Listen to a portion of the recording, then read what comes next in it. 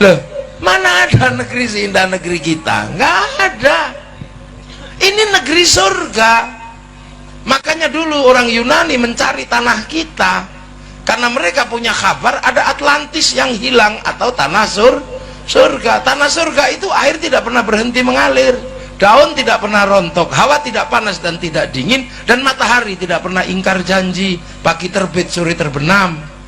Itu tidak ada di Eropa, kehilangan matahari 4 bulan, daun rontok, palok dingin-dinginnya luar biasa. Maka Bartholomeus melakukan perjalanan mencari tanah surga. 20 tahun dia pulang menemukan kawasan namanya Argir atau Jabadyu. Itulah kawasan yang kemudian oleh orang Yunani mau dijadikan tempat pindah penduduknya.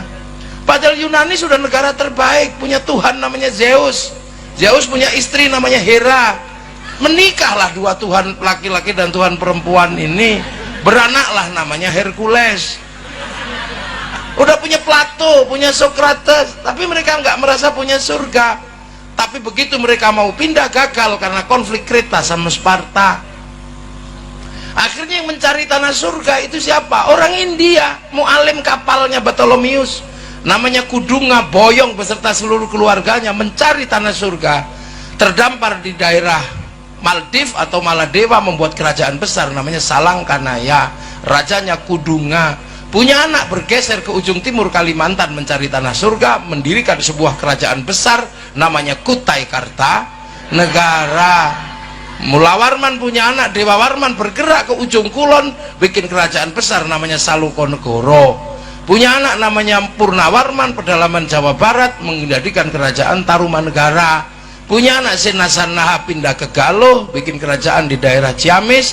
Punya anak Sanjaya masuk pedalaman Jawa Tengah, membuat kerajaan namanya Mataram. Dan dari situ pecah dua, separuh Wangsa Sailendra pindah Palembang menguatkan Sriwijaya, separuh Sindok bikin Wangsa Isyana pindah ke timur, bikin Kadiri sama Toho. Kemudian dilanjutkan oleh Wangsa Baru dipimpin oleh Kenarok, membangun namanya kerajaan Singasari, mampu menaklukkan 2/3 dunia. Bahkan daerah Korea Selatan ada kampung namanya Kimhae yang buka hutan namanya Surowareng. Gak mungkin Surowareng itu orang Korea Selatan, itu orang Singasari. Makanya jangan heran di tahun 1222 bangsa ini menjadi bangsa yang bangkit. Sekitar tahun 1300 mampu menaklukkan Mongolia, sebuah negara penakluk Eropa, penakluk Arab, penakluk Cina, masuk ke Nusantara, ditaklukkan oleh orang Nusantara, dipimpin oleh Arya Wiraraja, orang besar yang kemudian bertempat di Sumeneb, Madura. Anak-anak milenial nggak boleh lupa ini, bahwa kamu punya bangsa, bukan bangsa kecil. Kalian punya bangsa-bangsa besar, jadi jangan mau diolok-olok. Kita bangsa kecil, kita bangsa besar. Eropa punya bangunan-bangunan besar, Arab punya piramid, kita punya Borobudur. Orang Eropa punya kisah cinta namanya Romeo Juliet. Orang Arab punya kisah cinta Kais dan Laila. Orang Cina punya kisah cinta sampai Engtai. Kita punya kisah cinta Ande-Ande Lumut, Pandi Asmoro Bangun. Kita punya segalanya. Orang sana punya ibu tiri yang kejam namanya Cinderella. Kita punya bawang putih, bawang merah. Sana punya orang kuat namanya Samson, kita punya orang kuat namanya Bandung Bondo. Main-main. Sana silakan punya orang kuat, silakan sana punya binatang bisa ngomong namanya kura-kura ninja, kita punya kancil nyuriti. Timun sama aja, apa bedanya? Bedanya lengkap bangsa ini. Orang Arab silakan punya alat musik namanya terbang, terbuat dari kayu dan kulit. Orang Eropa silakan punya alat musik namanya gitar, terbuat dari kayu dan tali. Tapi bangsa kita punya alat musik namanya gamelan, terbuat dari logam. Hanya bangsa yang menguasai ilmu pertambangan yang maju dan penguasaan metalurgi yang mapan mampu membuat alat musik dari logam. Itu bangsamu, jangan mau dibohongi. Kita ini bangsa kecil, kita bangsa besar. Kita mampu menaklukkan Mongolia, bahkan kita mampu bersatu. Hari ini seluruh dunia sedang terkagum-kagum dengan Indonesia. Kenapa? Arab satu bangsa pecah menjadi puluhan negara, Eropa satu bangsa pecah puluhan negara, tapi kita puluhan bangsa mampu bersatu dalam satu negara, kesatuan Republik Indonesia. Terus sekarang kita diceritakan bangsa jelek, bangsa tempe. Kamu jangan percaya itu. Mereka-mereka ini sedang melemahkan mental kita. Agar apa? Kita benci dengan bangsa kita sendiri. Kalau sudah benci dengan bangsa kita sendiri, kalau bangsa sakit cari obatnya dari luar. Kita sedang meriang, cuman meriang gitu aja. Kita tidak sedang stroke, jadi tidak perlu ganti kekuasaan, nggak perlu mengambil Hizbut Tahrir dari Filistin, nggak perlu. Hizbut Tahrir itu didirikan oleh Taqiyuddin An-Nabhani untuk menjadi problem solving, menjadi jalan keluar buntunya Palestina agar merdeka di tanah Palestina. Tapi itu pun gagal. Jadi Hizbut Tahrir itu produk gagal di Timur Tengah. Masa kamu kesini mau dipakai untuk menyelesaikan Indonesia? Lucu aja kalian. Hei anak-anak muda, jangan bodoh kamu. Ikhwanul Muslimin, itu adalah cara orang Mesir mau keluar bagaimana menjadi bangsa yang mandiri. Ikhwanul Muslimin didirikan oleh Hasan al-Banna untuk menjawab problem Mesir, dan itu gagal. Kenapa kamu bawa ke sini untuk menyelesaikan problem bangsamu? Jangan bodoh nak ya. Kita ini punya, dan gak usah emosi. Makanya orang-orang ini suka emosi karena dagangannya nggak laku. Oh, iya, daging nggak laku. Baru teriak bendera inilah yang benar, bendera tauhid. Ini bendera Rasul, la ilaha illallah. Terserah kamu katakan itu. Saya tidak mengenal itu sebagai bendera tauhid. Saya mengenal itu benderanya Hizbut Tahrir. Itu bukan bendera tauhid. Kalau itu bendera tauhid, Kiai Hasyim Asy'ari pasti mengajarkan itu bendera tauhid. Kiai Hasyim nggak pernah mengajarkan itu. Yai Dahlan tidak pernah mengajarkan itu. Ki Bagus Hadi Kusumo tidak pernah mengajarkan itu. Hanya kamu yang kemarin sore mengajarkan itu. Kamu nggak usah emosi kalau kami nggak mau nerima benderamu. Kamu kalau anti bendera tauhid, kamu anti la ilaha illallah. Enggak, kami setiap hari tahlilan pakai la ilaha illallah. Kamilah yang paling sering menyebut la ilaha illallah, karena itu adalah cara zikir kami. Afdhal dzikri fa'lam annahu la ilaha illallah. Sudah kita lakukan setiap hari. Maka jangan emosi kalau kamu anti bendera ini, kamu anti la ilaha illallah. Enggak nak, enggak, aku anti bendera PKI Palu Arit. Aku enggak suka, tapi kalau kami ke sawah tetap pakai arit, pergi nukang tetap pakai palu. Kenapa kamu ribut? Nah ini kita menjadi bangsa besar, makanya bangsa ini semuanya ada. Gak usah ribut. Kita dari segala sisi maju. Dari kalimat-kalimat yang kita punya, ini maju. Ya, di Arab sana orang tidur disebut naum, di Inggris disebut sleep. Di sini Bondowoso ada yang disebut sare, ada yang disebut tilem, ada yang disebut bobo. Ketedung, oh, ada tedung, ada yang namanya tedung. Nah, di bawahnya itu udah macem-macem pangkatnya, ada micek, ada batang. Lengkap, kita punya segalanya. Makanya, dan kemudian bangsa ini menyelesaikan problem terbesarnya adalah problem pertemuan antar Tuhan waktu itu. Jadi konflik antar Tuhan terbesar itu ada di Nusantara tahun 820 antara Wangsa Sailendra yang beragama Buddha dan Wangsa Sanjaya yang beragama Hindu. Perang besar di Jawa Tengah sana, sampai akhirnya raja Hindu yang namanya Panuko nggak mau jadi raja, takut perang sama raja Buddha namanya Garung. Tapi raja Buddha kerasnya luar biasa, setiap ketemu orang Hindu dibunuh.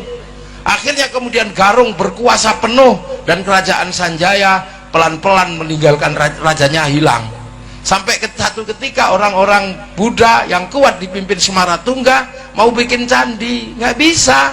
Akhirnya carilah orang Hindu, dapat arsitek namanya Panuko tadi itu, yang gelarnya Resi Guna Dharma. Maka dibangunlah candi Buddha, tapi nuansanya Hindu karena arsiteknya Hindu. Berdirilah Sambara Budura yang kita kenal dengan nama Borobudur. Jadi itu arsiteknya namanya Panukuh. Maka jangan ngarang, itu bukan bikinan Nabi Sulaiman, hanya orang iseng aja menceritakan Nabi Sulaiman dari Sulaiman bangun Borobudur. Bukan, Nabi Sulaiman itu bertempat di tempat yang namanya Ardul Muqaddasah. Ardul Muqaddasah itu bukan Sleman, itu tempat saya. Ini dan ini bukan turunannya. Nah kan, Ratu Sabah bukan dari Wonosobo, bukan, itu buatan. Lah akhirnya berdiri Candi Buddha, nuansanya Hindu.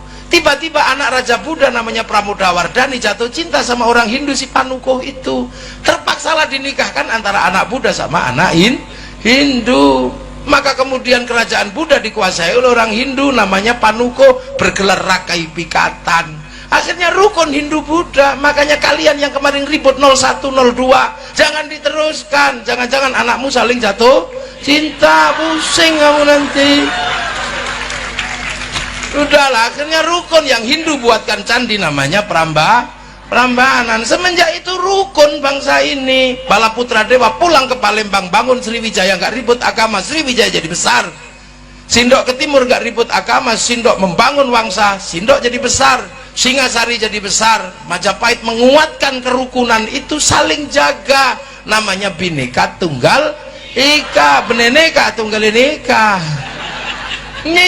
Itu slogan besar agar apa? Tetap rukun. Semenjak itu saling jaga, yang Hindu jaga Buddha, yang Buddha jaga Hindu. Jadi kalau hari ini ada banser jaga gereja, jangan salah paham, itulah warisan asli bangsa Indonesia.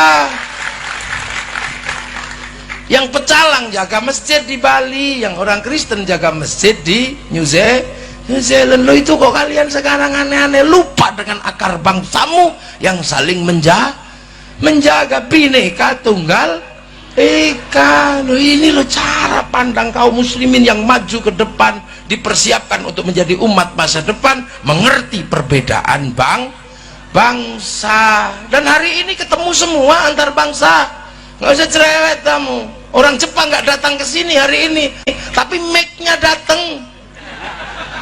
Orang Korea nggak datang, tapi Samsung-nya datang. Kaum muslimin kalau mau pergi haji pasti cari orang Yahudi. Untuk urusan apa? Naik pesawat.